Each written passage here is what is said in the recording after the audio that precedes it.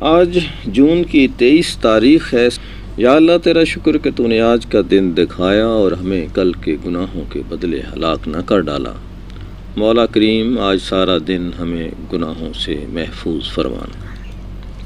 23 جون کو جو اہم واقعات ہوئے ان میں سے چند ایک اس طرح سے ہیں کہ آج 23 جون کو دنیا بھر میں ہونے والے واقعات کے مطابق دنیا کی سب سے پرانی پارلیمنٹ آئس لیڈ پارلیمنٹ کی بنیاد جو تھی وہ 930 عیسوی میں رکھی گئی، اور پوپ بوٹیفیس جو تھے ہشتم وہ 1295 میں روم میں داخل ہوئے۔ ڈچ فوج نے 23 جون 1658 میں پرتگال کے آخری قلعے جانتا پیٹنوم پر قبضہ کیا۔ اور ایک اہم بات جو ہے وہ یہ ہے کہ 23 جون ہی کو امریکہ میں جو پہلا غبارہ تھا جس کے ذریعے پہلی اڑان کی گئی، اور 13 سالہ ایڈورڈ وارن نے 1784 میں یہ پہلی مرتبہ غبارے میں پرواز کی۔ اچھا، اس طرح جی سوئس پارلیمنٹ نے 1950 میں خواتین کو ووٹ ڈالنے کا حق دینے سے انکار کر دیا۔ اٹس ویری امپورٹنٹ کہ آپ دیکھیں 1950 تک بھی سوئس پارلیمنٹ جو ہے وہ خواتین کو ووٹ دینے کے حق میں نہیں تھی، اور آج وومن رائٹس کے حوالے سے میرے خیال میں سب سے آگے وہی حکومت ہوگی۔ 23 جون 1951 میں برطانوی سفارتکار گوئٹے برجیس اور ڈونالڈ میکلس نے سوویت یونین جو ہے وہ فرار ہونے کا ارادہ کیا اور وہ یہاں سے بھاگ گئے۔ 1952 میں امریکی طیاروں نے یلو کوریا کے توانائی مرکز پر بمباری کی۔ اٹس امپورٹنٹ، توانائی جو یعنی کوئی ایٹامک وہ تھا، انرجی کا جو تھا اس کے اوپر بمباری۔ ایک بہت ہی اہم خبر جس پہ تھوڑی سی ہم بات بھی کریں گے وہ یہ ہے کہ جمال عبد الناصر جو تھے وہ 23 جون 1956 کو مصر کے صدر منتخب ہوئے۔ اسی طرح 23 جون کو جاپان نے امریکہ کے ساتھ سیکورٹی معاہدے پر دستخط کیے، سن تھا 1958، اور مالدیو نے آزادی کا اعلان کیا 1990 میں۔ اس طرح سے 23 جون 1990 جو ہے مالدیو کی آزادی کا دن ہے۔ ایک آج نیشنل ڈے بھی ہے اور وہ ہے یونائٹڈ نیشن کا پبلک سروس ڈے کا دن ہے۔ اس سے پہلے ہم بات کرتے ہیں جمال عبد الناصر کے اوپر۔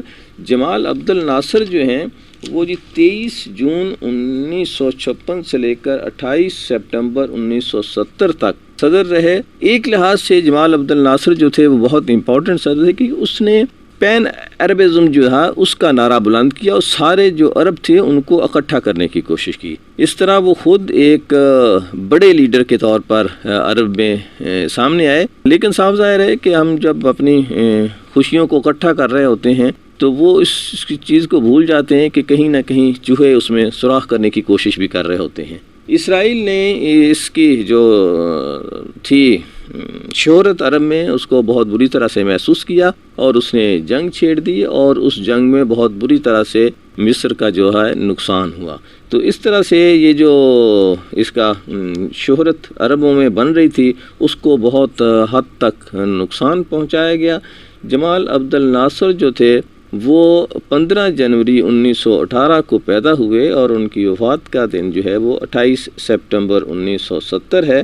اپنی وفات تک یہ شخص جو ہے وہاں کا صدر رہا، اس کے باوجود کہ اس نے بہت اتار چڑھاؤ دیکھے، لیکن مجموعی طور پر وہ عربوں کے ہیرو کے طور پر سامنے آئے۔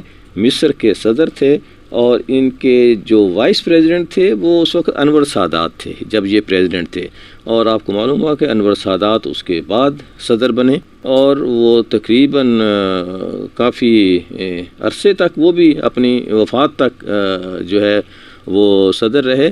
اور انور سادات کے بارے میں آپ کو معلوم ہی ہوگا کہ وہ بھی ایک حادثے ہی کا شکار ہوئے، اور وہ جو تھے وہ 15 اکتوبر 1970 سے لے کر 8 اکتوبر 1981 تک، یہ بہت قریب کی بات ہے، وہ صدر رہے اور ان کو ایک حادثے میں ان کو شہید کر دیا گیا تھا۔ تو آج دن تھا جی ایک تو جمال عبد الناصر کی پریزیڈنٹ بننے کا، جو کہ عربوں کے ایک بہت ہی معروف لیڈر کے طور پر سامنے آئے۔ اس کے بعد عربوں میں جس شخص نے شہرت حاصل کی وہ ہمارے بہت ہی پسندیدہ صدر تھے شاہ فیصل، جنہوں نے پاکستان سے بہت ہی محبت کا اظہار کیا اور پاکستان پر تشریف بھی لائے تھے۔ بلکہ ایک سے زائد مرتبہ تشریف لائے، اور ایک مرتبہ جب ذوالفقار علی بھٹو نے پورے عالمی اسلام کو اکٹھا کیا تھا تو اس وقت لیبیا کے صدر شاہ فیصل اور اس طرح سے جو 2-4 بڑے نمایاں شخصیات تھیں، انہوں نے جب پاکستان میں اس سمٹ میں شرکت کی تو اس نے دنیا کو حیران اور دہلا کر رکھ دیا تھا۔ آج جون کی 23 تاریخ ہے جی، اور یہ جو انٹرنیشنل ڈے منایا جاتا ہے وہ ہے پبلک سروس ڈے۔ یہ جو دن ہے یہ ان لوگوں کے یاد میں منایا جاتا ہے، اور ان کو ایوارڈ بھی دیے جاتے ہیں جو ہوتے تو افسران ہیں لیکن کہلاتے خادم ہیں، یعنی پبلک سرونٹ۔ ہم یہ ایک اصطلاح استعمال کرتے ہیں پبلک سرونٹ کی، اور یہ ان لوگوں کے لیے استعمال کی جاتی ہے جو ہمارے ہاں جیسے CSS افسران ہوتے ہیں، اور مینجمنٹ گروپ کے لوگ ہوتے ہیں، سیکریٹریز ہوتے ہیں، اور ایون منسٹر صاحبان and other prime ministers, president, یہ سارے جو سب قوم کے خادم ہوتے ہیں۔ اور یہ ایسے ہی لوگوں کی تخلیقی اور انتظامی صلاحیتوں کو دیکھتے ہوئے یہ ایوارڈ یونائٹڈ نیشن دیتی ہے جی، اور یہ ان خدمات کو دیکھا جاتا ہے جو انہوں نے اپنے علاقے میں سر انجام دی ہوتی ہیں، اور ان خدمات کا تعلق عوام کی خدمت سے ہوتا ہے۔ 2003 میں یونائٹڈ نیشن نے جی ایک ادارہ کا قیام عمل میں لایا تھے، اور یہ تھا UNPSA، ایک ادارہ جو یہ اس کو لک آفٹر کرتا ہے، اور پوری دنیا سے جو ہیں درخواستیں آتی ہیں اور ان لوگوں کو ایوارڈ دیے جاتے ہیں۔ اچھا، اس ایوارڈ کا مقصد ایک تو یہ ہوتا ہے جی کہ یہ ایسے افراد کو انعام دیا جائے جو عوامی خدمات میں اچھوتے کام کرتے ہیں، ہے نا، صرف یہ نہ کہتے ہوں کہ جی ہم نے ایسا کام کیا جو آج تک کسی نے نہیں کیا تھا، لیکن وہ انوویٹو ہوں، اور یا کم از کم موٹیویشنل ہوں، جو دوسروں کو اس طرف توجہ دینے کا باعث بن سکتے ہوں۔ یہ ایسے کامیاب لوگوں کی جیسے سکسیس سٹوریز ہوتی ہیں ان کو بھی سامنے لایا جاتا ہے، تاکہ ان کے کام کو دیکھتے ہوئے دوسرے لوگ جو ہیں اس طرف توجہ دے سکیں یا موٹیویٹ ہو سکیں، ان کی خواہش ان کے دلوں میں پیدا ہو سکے۔ ایسے لوگوں کو بھی یہاں زیادہ سامنے اور ایوارڈ دیا جاتا ہے۔